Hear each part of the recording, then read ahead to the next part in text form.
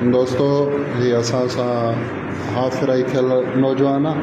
Hezbollah Chandio जेको ज़ख़्मी हालत में हिन महिल सिविल अस्पताल शदाकोट में मौजूदु आहे। हींअर तुंहिंजे सचो हुजिया बिन खे कहिड़ी हुई ताक़त, तुंहिंजे सचो हुजिया बिन खे कहिड़ी हुई ताक़त,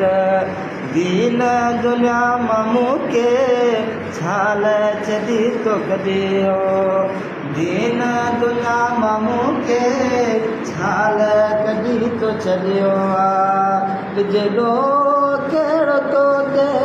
मुंहिंजी अहिड़ी आहे क़िस्मत, तुंहिंजे सचो हुजिया हिन खे